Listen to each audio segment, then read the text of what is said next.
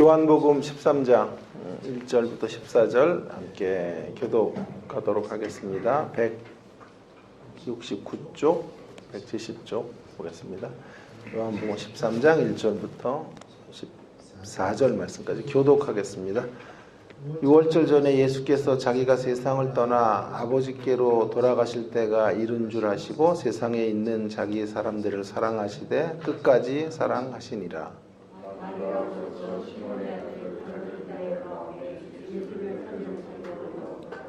저녁 먹는 중 예수는 아버지께서 모든 것을 자기 손에 맡기신 것과 또 자기가 하나님께로부터 오셨다가 하나님께로 돌아가실 것을 아시고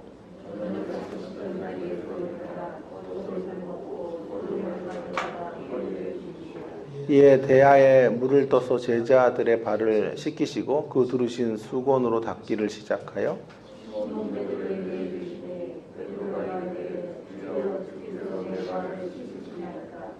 예수께서 대답하여 이르시되 내가 하는 것을 내가 지금은 알지 못하나 이후에는 알리라.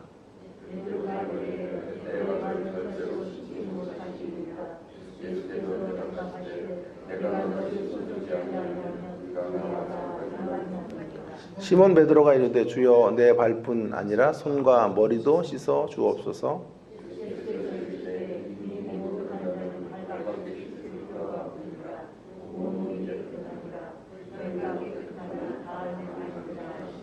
이는 자기를 팔 자가 누구인지 아심이라. 그러므로 다는 깨끗하지 아니하다 하시니라.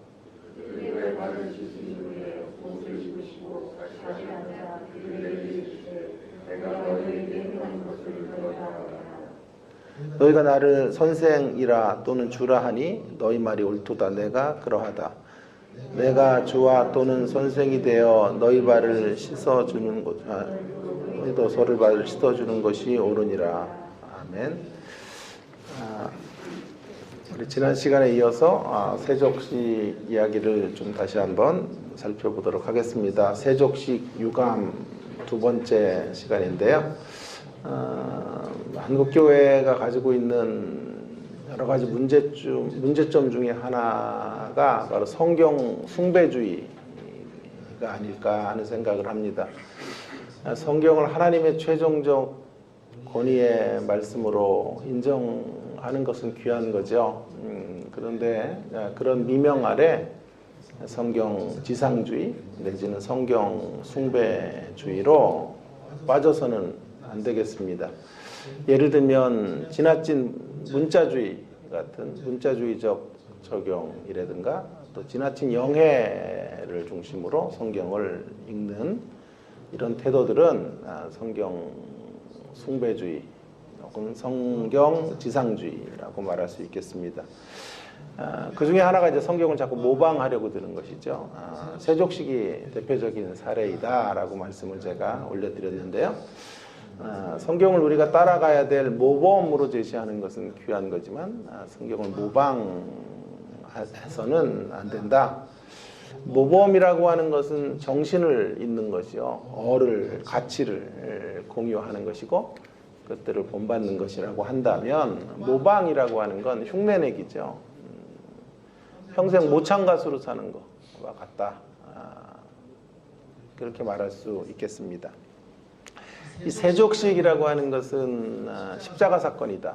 제가 그렇게 말씀을 드렸습니다. 고난받는 종으로 오신 예수님의 십자가 사건을 끊임없이 되새기도록 의도된 것이 세족식이고 그런 말씀들의 근거들이 다 십자가를 배경으로 하고 있고요. 6월절 전이었고 또 주님이 세상을 떠나실 때가 되었다는 것 십자가거든요. 그래서 이제 발을 씻겨주시는 이런 일들이 이루어지게 된 거죠. 십자가를 빼놓고 세족식이 이벤트로 들어오면 안 되는 것인데 한국교회가 이제 조금 속상한 대목은 이제 이벤트 교회들이 이제 계속 성공을 하죠. 평생 성도들의 환심을 사려는 그런 프로그램이 지배하는 교회가 되어버리고 말았죠. 우리가 지향해야 될 것은 환심이 아니라 회심인데 회심은 놓치고 사람들의 입맛을 여러 가지 행사들로 맞추는 이런 교회들로 흘러가고 있지 않나 싶습니다. 자, 이제 오늘 두 번째로 좀 제가 주목을 좀 하려고 하는 대목은요.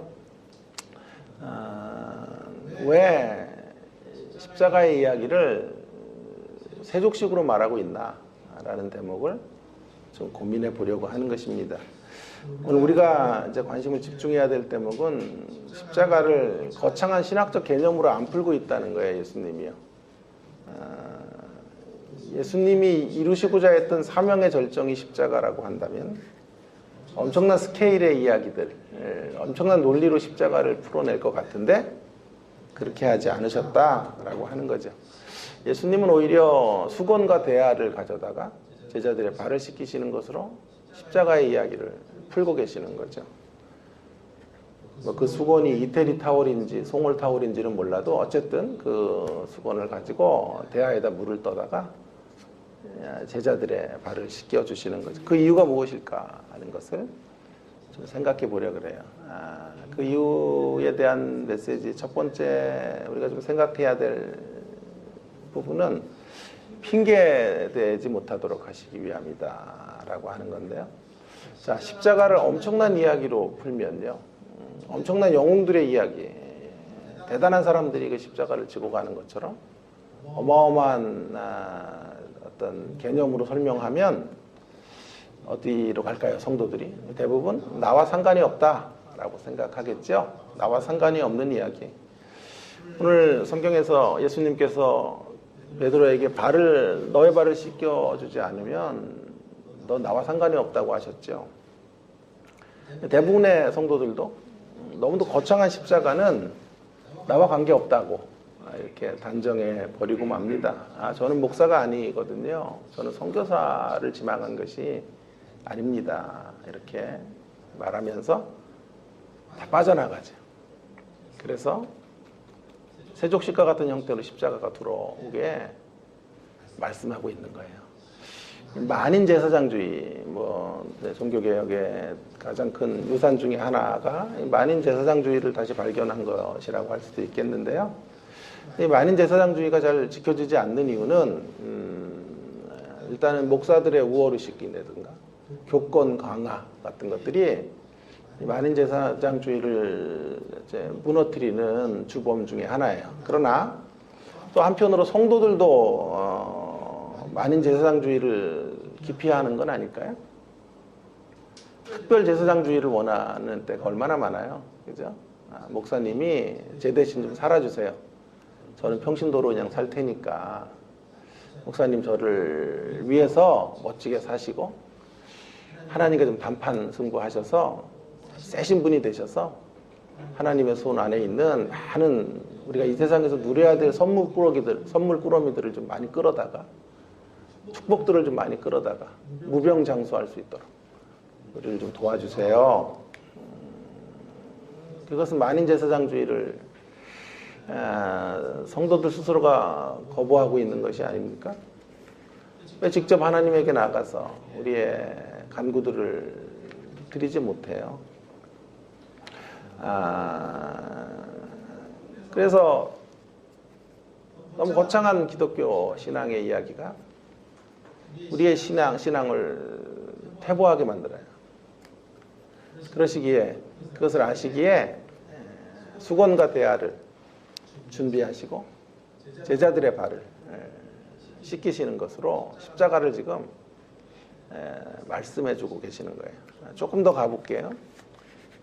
흑백 논리로 반응하지 않도록 하시고 흑백 논리로 반응하면 안 되겠네요. 그런데 자 보세요.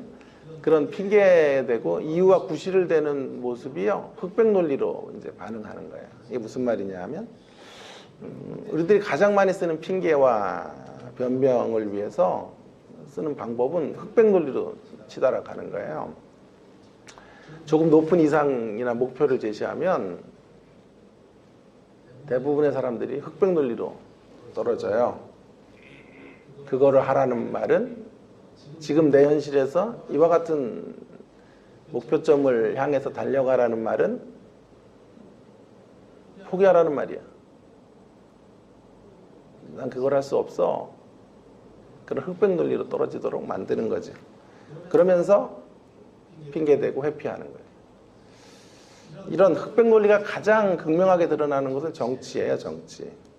지난주 부흥회를 제가 갔었는데 목사님이 이제 이런 얘기를 하시더라고요. 담임 목사님이 우리 교회는 보수와 진보가 딱 절반씩 있는 교회인데 진짜 온유한 성도, 너무 성품도 좋고 정말 순종적인 성도들인데 정치 이슈만 딱 들어가면 사자가 되고 막 분노를 하고 격분을 해서 서로 싸우는 것을 수도 없이 본다는 거예요.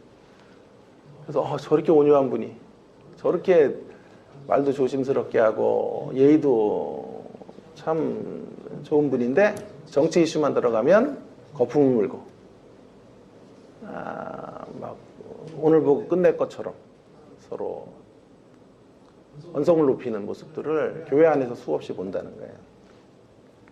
그만큼 이 정치의 이슈가 민감하지, 예민한. 그러나 이 흑백 논리는 정치의 영역에만 국한되지가 않습니다.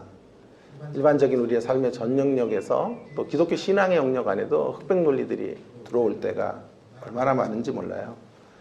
그래서 자꾸만 뭐 아니면 도의 형태로 어떤 요구사항들에 대하여 어떤 목표점에 대하여 판단하게 되는 것이죠. 극단적인 흑백 논리로 가게 되는 거죠. 예를 들어 설명을 해볼까요?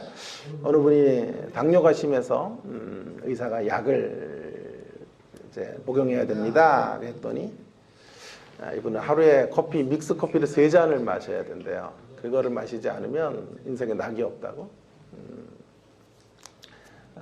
당뇨약을 먹으면 믹스 커피를 끊어야 되는 거냐고. 만약에 믹스 커피를 끊는다면 저는 당뇨약을 안 먹고라도 믹스 커피를 먹겠다고 의사에게 그렇게 얘기를 했다는 거예요.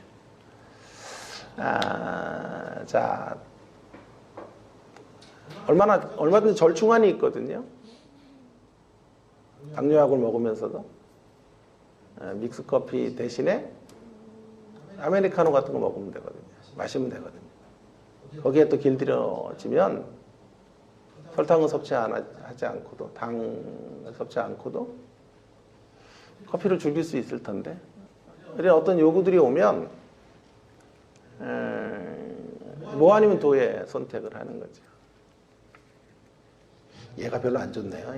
얘가 별로 안 좋아요. 자, 어느 사람이 회사 생활을 5년 차 하고 있는데 5년 차 회사 생활을 하는데 부장님이 바뀌었어요. 그러면서 부장이 이제 사원들에게 말하는 거예요. 우리 출근 시간을 1시간씩 앞당기자. 우리 부서가 존폐 위기에 달려 있으니 1시간씩 앞당겨서 열심히 좀 실적을 만들어내자. 5년차 직장 생활을 한 직원이 그런 부장의 요구 앞에서 1시간 더 일찍 오라는 말은 회사 나가란 말이야. 절대로 1시간 일찍 올 수 없어.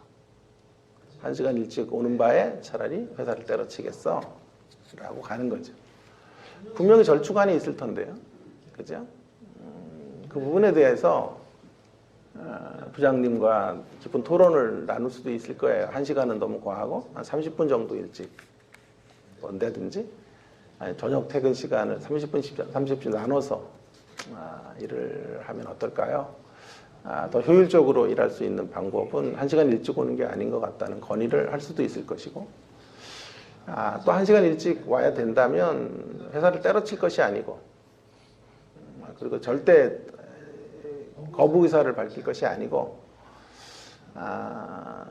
여러 가지 지혜로운 행동들을 할 수 있지 않을까요? 1시간 일찍 잠자기 이런 거 하면 되잖아요. 1시간 일찍 자고 또 저녁에 술 먹는 거 이런 거 회식 자리 같은 거 피하고 TV 1시간씩 안 보기 10시 이후에 TV 안 보면 일찍 잠들고 1시간 일찍 회사를 나올 수 있지 않을까요? 이런 절충안들을 선택하지 않고요. 어떤 자기가 지금 살고 있는 삶의 루틴의 어떤 일상의 자리에서 그보다 조금 높은 목표들을 요구하면 핑계대죠. 흑백 논리로 그런 것들을 받아들여서 할 수 없는 이런 현실들로 엮어가게 되는 거죠. 그러면서 빠져나가려고 하는 거죠. 제가 참 좋아하는 말 중에 너무 흔한 말인데요. 피할 수 없으면 즐기라. 이런 말을 제가 참 좋아해요.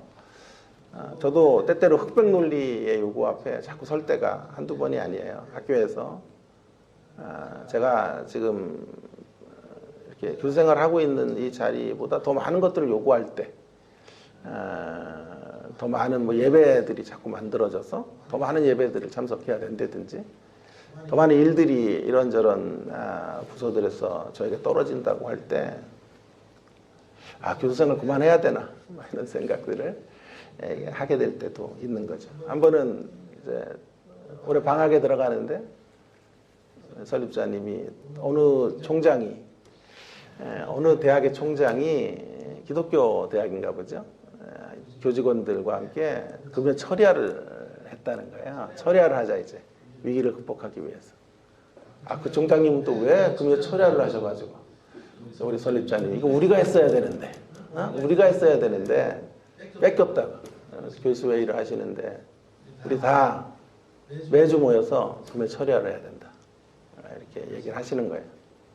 진짜 막 혈압이 오르고 막 난리가 났죠. 그것도 서울에서 하면 안 되고 우리 연수원이 있어요. 병천에.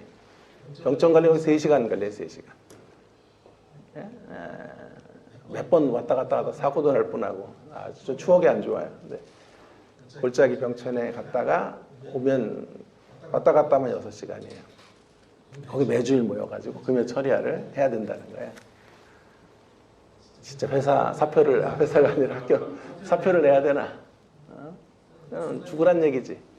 이런 생각을 제가 하게 됐는데, 결국 시작을 했어요. 시작을 했는데, 다행히 병천이 아니라 천안에서 하자. 천안은 좀 더 가깝거든요. 시설도 좀 좋거든요.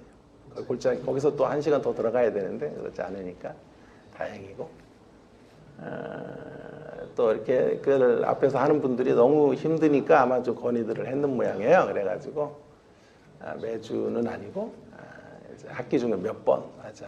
혼선을 드려 죄송하다 그래서 뭐가 죄송하냐 마음속으로 너무 감사하지 뭐가 하나도 죄송하지 않다고 제가 마음속으로 생각을 했죠. 불행 중 다행이다. 이런 생각을 했는데, 사실 제가 처음에 흑백 논리로 이제 그만해야 되나 20년 이제 찼으니 다른 길을 모색해야 되나 이런 생각 살짝 그럴 정도로 어떤 요구 앞에서 흑백 논리로 치달아가는 우리들의 모습들을 보게 되는 거예요. 이제 그것을 사실은 좀 시간이 지나면서는 제가 마음을 다시 고쳐먹고 피할 수 없으면 즐겨야 되겠다 이런 생각을 하고, 만약에 그렇게 된다면 제가 하나의 안을 좀 만들어 놨었죠. 그렇게 병천에 매주 가야 된다면 그 왔다 갔다 하는 대여섯 시간을 성경 듣기 시간으로 만들어야 되겠다. 그래서 성경을 오며 가며 듣는 거예요. 그러면 지금보다 성경 실력이 훨씬 더 늘겠죠. 하나님 말씀을 생생하게 들을 수 있는 그런 즐김의 시간들로 만들어 가야 되겠다. 얼마든지 우리 안에 이런 절충안들이 있단 말이에요. 절충안들이 있는데 우리가 그런 요구들을 받아들이지 못하고 흑백 논리로 치달아 가는 거죠. 주님은 우리들이 핑계의 명수들이라는 걸 잘 알아요. 자꾸만 흑백 논리로 상황들을 직면해 가려고 하는 사람들이라는 것을 아시기 때문에, 그래서 너무 높은 수준의 헌신과 섬김을 통해서 이 기독교 신앙의 이야기들을 이렇게 제시하면, 십자가 이야기를 하면 부실이 난무하고 빠져나갈 구멍들을 다 찾아가기 때문에 지금 이렇게 말씀하고 있는 거예요. 십자가, 고난받는 종의 길을 평범한 일상에서 펼쳐야 될 것을 말하고 싶으신 거죠. 그래서 발 씻기, 발 씻겨주기, 그 정도는 할 수 있지 않나. 그래서 누구도 빠져나갈 수 없는, 빠져나가지 못하도록 구체적이고 아주 가능한 작은 일상의 자리에서 우리의 십자가의 사역들을 펼쳐가도록 요구하고 계시는 거죠. 그래서 메시지가 이제 흑백 논리에 반응하지 말고 시시한 일상에서 구현되어지는 구원의 길, 십자가의 길을 위해서 주님은 지금 세족식을 하고 계시는 것이다 라고 말씀드릴 수 있어요. 다시 한번요. 우리가 핑계대면 흑백 논리로 반응하지 말고 시시한 일상에서 구현되는 십자가, 일상에서 십자가가 구현돼야 돼요. 무슨 위대한 영웅들이 몇 사람이 십자가를 지고 가는 거, 목회자들이 고난의 십자가의 길을 홀로 걷는 이런 이야기가 아니라 우리 모두가, 이 땅의 크리스찬들 모두가 자신들의 시시해 보이는 일상의 자리에서 십자가를 생각하고 십자가의 가치를 따라 살아가야 하는 것이죠. 적용입니다. 오늘을 향한 적용. 단순하죠, 오늘 메시지는.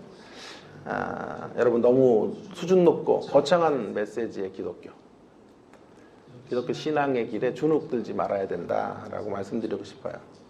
성경이 정말 높은 요구를 하고 있는 건 맞아요. 하나님의 신의 성품에 참여하는 데까지 우리가 이르러야 된다라고 성경은 말씀하고 있어요. 그러나 이런 요구는, 이런 목표점은 사실 우리를 기죽이려고 하는 의도는 아니에요. 하나님의 기대치죠. 그 기대치는 사랑이죠. 하나님이 우리를 시시하게 대접하지 않고 있다라고 하는 것이지, 우리를 삼류인생으로 끝내실 마음이 없다. 하나님은 그런 계획, 그런 시시한 계획을 가지고 저와 여러분을 부르지 않았다라는 메시지로 받으셔야지, 그런 걸 어떻게 지켜? 도저히 우리는 할 수 없어. 그는 스스로 포기해요. 이 긴장이요, 팽팽해지면요 줄이 끊어져요. 그러니까 한국교회의 강단과 현실, 성도들의 현실은 줄이 끊어진 것 같아요. 목사님들은 그저 이상적 이야기 계속하고, 성도들은 아멘 정도로 화답해주고, 나랑 별로 상관없어요. 어차피 내가 그거 살 것도 아니고. 그렇게 이상적인 삶은 목사님 사시면 되고, 대표로 사시고, 대표로 사시는 분들 옆에 우리는 종교생활 하면 된다고 생각하는 것 같아요. 어떻게 이 갭을 줄일까? 강단은 조금 눈높이를 낮추고 성도들의 삶의 자리들을 좀 저벅저벅 걸어 들어가고, 성도들은 그런 삶의 자리에서 조금 더 거룩한 목표들을 향해서 좀 걸어오는 이런 좀 만남의 자리들이 있는 강단이 돼야 된다라는 생각을 얼마나 많이 하는지 몰라요. 우리 모두 왕같은 제사장으로 거룩한 나라로 서야 합니다. 그러나 그 시작은 일상에서부터, 일상의 자리에서 고난받는 종의 길을 향해서 걸어가셔야 하는 것이죠. 오늘 그 다니엘의 이야기를 지금 다시 한번 좀 거론해 보려고 하는데, 제가 다니엘 6장을 하면서 이런 제목을 한번 잡은 적이 있어요. 기억나세요? 거대하지만 거창하지 않게. 다니엘의 신앙이 참 위대한 사람이에요. 다니엘은요. 오랫동안 다니엘서를 제가 학교에서도 가르쳤는데, 무결점 신앙인 중에 하나예요. 흠가티가 사실 없어요, 다니엘은요. 그런데 그 인생이 그렇게 거대했는데, 거대한 영웅인데 시작은 거창하지 않았다고요. 그 이야기가 6장 10절이에요. 거기 제가 적어놨죠.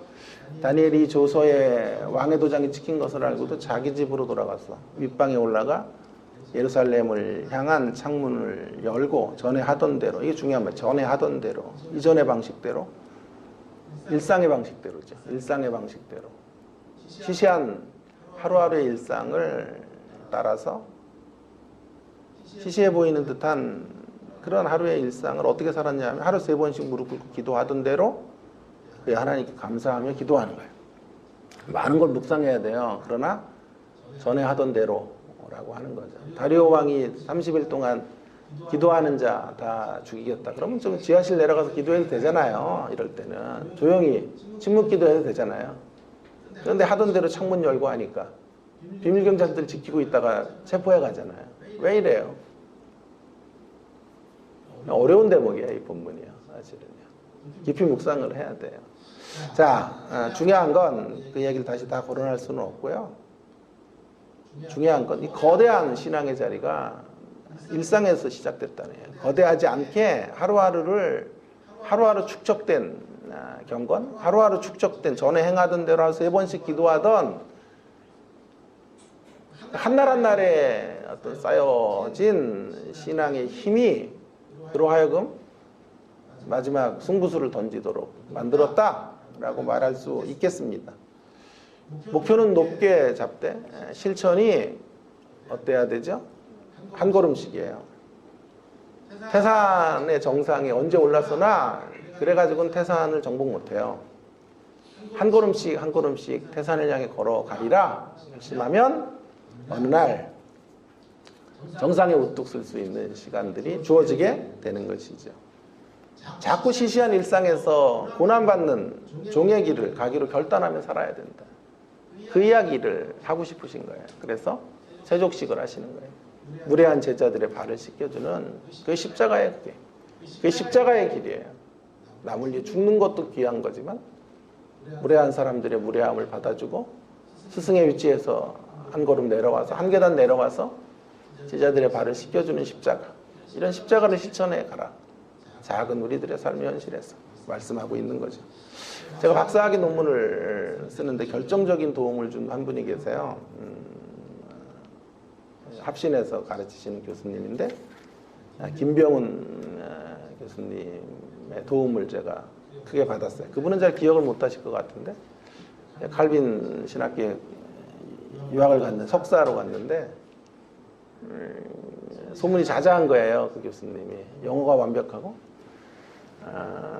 박사과정인데 가장 뛰어난 교수님으로 학생들 사이에 소문이 있는 거예요. 도서관에 갔는데 막 글을 쓰고 계시는 거예요. 인사를 드리고 처음 왔다고 이제 인사를 드리고 이제 이야기를 저는 이제 석사로 들어가고 그분은 박사를 하는데 뭐 이런 저런 담화를 나누다가 기억을 못 하실 거예요, 그 양반은. 근데 이제 저에게 한마디를 해주시는 거예요. 꼭 박사까지 잘 성공하기를 바라고 박사를 할 수 있는 논문을 잘 쓰는 비법을 알려드리겠다는 거예요. 논문 쓰는 비법도 있냐고 내가 그랬더니 있다는 거예요. 와, 기가 솔깃하고 진짜 구세주를 만난 거잖아요. 예수님 다음에 구세주. 그거 논문 쓰려고 왔는데, 그죠? 그래서 꼭 말씀해 달라고. 제가 음료라도 갖고 올까 그랬더니 괜찮다 그래가지고 수강료도 안 내고 이제 들었어요. 그분이 저에게 해주는 말씀이 이거예요. 논문을 빨리 쓸 수 있는 방법 한 가지 꼭 기억하세요. 그러면서 하루에 몇 문장씩 쓰세요. 하루에 몇 문장씩이라도 꼭 쓰세요. 대부분의 비법들이 이게 허망해요. 이렇게 듣고 나면 그게 전부입니까? 그랬더니 그게 전부라. 그래 얘기를 하시는 거예요. 영혼 없이 제가 대답을 하면서 네, 진짜 싱거운 양반도 다 있다 말이야. 그렇게 간단한 방법. 하루에 몇 문장씩 쓰는 거. 그게 무슨 비법이라고. 그러면서 자기가 쓰고 있는 글들을 보여주시는 거예요. 어제 쓴 6문장. 하루에 한 줄이라도 쓰리라. 결심하고 글을 쓰다 보면 논문이 완성될 거다. 정말 싱거운 이야기죠? 근데 제가 이제 교수 20년 차 되면서 요즘 학위 논문을 쓰는 학생들에게 똑같이 말해요. 논문 비법을 알려줄게. 학생들이 귀가 솔깃해서 뭡니까 교수님? 비법이 있어요? 있지. 하루에 한 문장씩이라도 써. 하루도 중단 없이 한 문장씩이라도 쓴 각오로 걸어가면 끝을 볼 거예요. 네, 학생들이 대답해. 그게 전부예요, 교수님? 그게 전부야.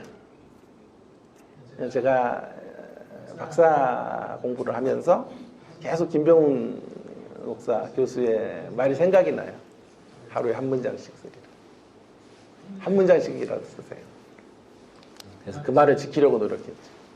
아무리 힘들어도 여행을 갔다 와서도 한 문장, 한두 줄은 반드시 쓰려고 했더니요. 모르겠어요. 제가 박사 공부했던 그 학교 200년 역사에 최단기로 학위 논문을 할 수 있었어요. 그 비밀은 김병훈 교수가 저에게 해줬던 권면이었어요. 태산을 저는 아마 여기다 이렇게 이 정도 되면 아멘 나올 거다 이렇게 생각하고 지금 했는데 아멘도 없어요. 태산을 한 걸음부터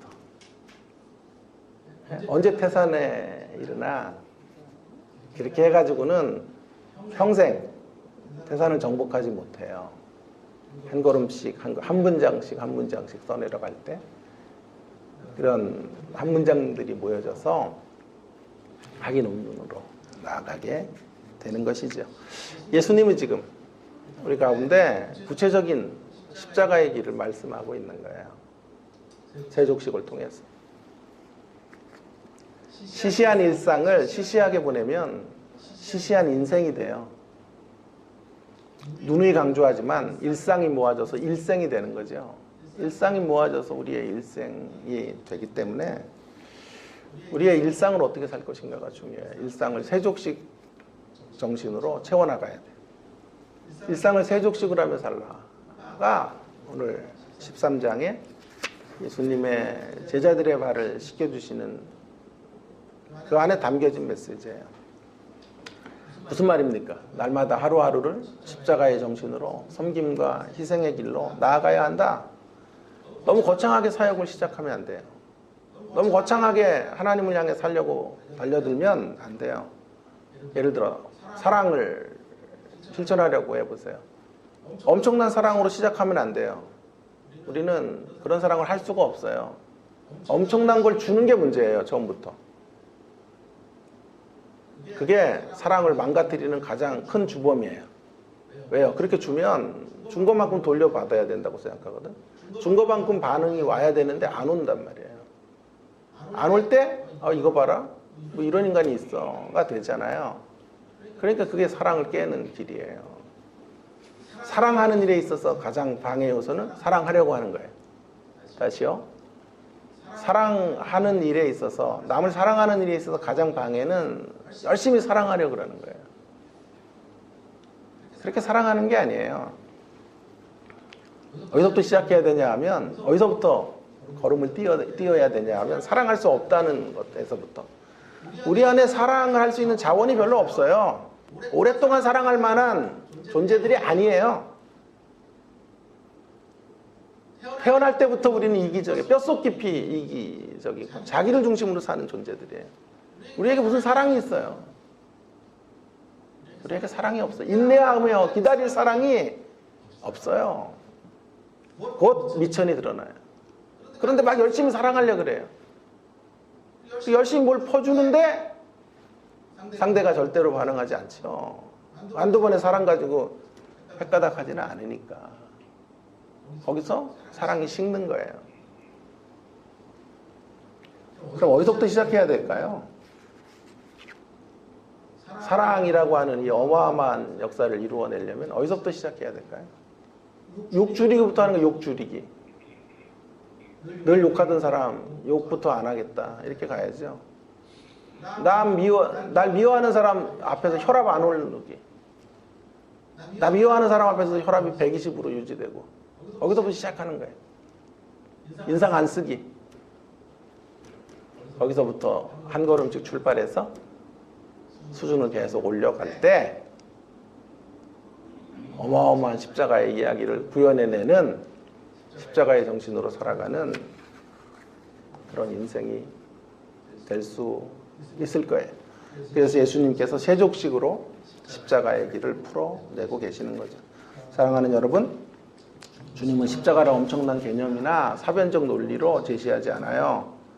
오히려 십자가의 이야기를 무례하고 배은망덕한 제자들의 발을 씻겨주시는 것으로 보여주고 계세요. 수건과 대화를 이 무례한 제자들에게 가지시고 그들의 발을 스승이 씻겨주는 이런 모습으로 십자가를 실천해 가도록 말씀해 주고 계시는 거예요. 이렇게 십자가의 길을 실천할 때 내 수고와 헌신이 나를 배신할 때에도 내 사랑의 투자가 결실로 돌아오지 않을 때에도 쉽게 뒤로 자빠지지 않는 그런 견고한 사랑, 그런 사랑의 길을 향해서 걸어갈 수 있게 될 것입니다. 시시한 일상을 십자가의 정신으로 채워가시는 주님의 십자가교회 모든 성도님들 되시기를 주의 이름으로 축원합니다. 기도하겠습니다. 하나님 아버지, 우리 함께 우리 통성으로 같이 우리 기도하면 좋겠습니다. 너무 수준 높고 거창한 메시지, 기독교 신앙. 그 기독교의 수준이죠. 그것이 주님의 기대죠. 그러나 그 메시지에 기죽지 않고 그런 메시지에 마음의 낙심이 되지 않아야 된다. 거대하지만 거창하지 않게 주님이 세족식으로 십자가를 설명하시듯 무례한 사람들을 향하여 우리가 할 수 있는 일에서부터 시작하는 거야. 태산도 한 걸음씩 걸어가는 것이지. 덜 미워하기부터 시작하고 혈압 오르지 않기부터 시작하고 그렇게 구체적이고 매우 우리의 일상의 자리에서 실천할 수 있는 십자가의 길을 향하여 걸어가야 되겠습니다. 오늘 주신 말씀을 기억하면서 핑계대지 말고 흑백 논리로 주님의 말씀 앞에 반응하지 말고 시시한 일상에서 구현되어지는 십자가의 길을, 구원의 길을 걸어갈 수 있도록 주님 우리와 함께 해주시고 우리에게 힘달라고 통성으로 함께 기도하겠습니다. 기도하십시다. 하나님 아버지 은혜를 감사합니다. 주께서 오늘도 저희들에게 귀한 생명의 말씀을 주셔서 감사합니다. 하나님 거대하지만 거창하지 않게 하나님 한날 한날의 삶들 속에서 주의 십자가의 길을 걸어가기 원합니다. 주님이 무리한 제자들의 발을 씻겨 주시는 것처럼 하나님 그렇게 하나님 아버지 주께서 요구하시는 기독교 수준의 높은 신앙의 요구점들을 하나님 한 걸음씩 발을 띄며 걸어갈 수 있는 저희들이 되도록 인도해 주시기를 간절히 원합니다.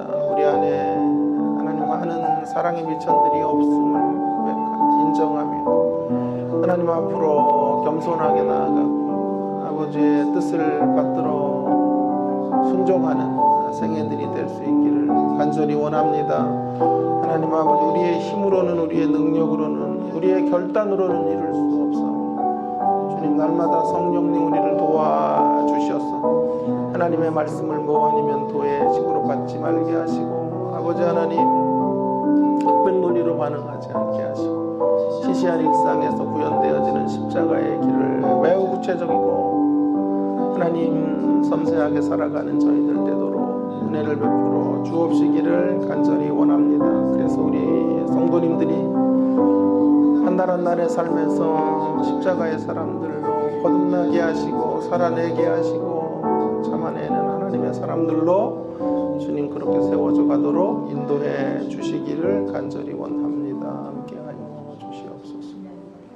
하나님 아버지 오늘도 귀한 생명의 말씀 주셔서 감사합니다. 십자가의 이야기를 세족식으로 풀어내시며 우리에게 권면하시고 도전해 주시는 주의 음성을 듣게 하셔서 감사드립니다. 주님이 우리에게 요구하시는 목표 수준에 대하여 흑백 논리로 반응하지 말게 하시고 시시한 일상에서 구현되어지는 십자가의 길을 한 걸음씩 걸어가는 저희들 될 수 있기를 간절히 원합니다. 너무 거창하고 수준 높은 기독교 신앙에 주눅들지 말게 하시고 우리가 우리의 삶의 현실에서 할 수 있는 일에서부터 가능한 실천 사항들부터 삶으로 담아내고 실천해가는 주의 백성들이 다 되도록 함께하여 주시옵소서.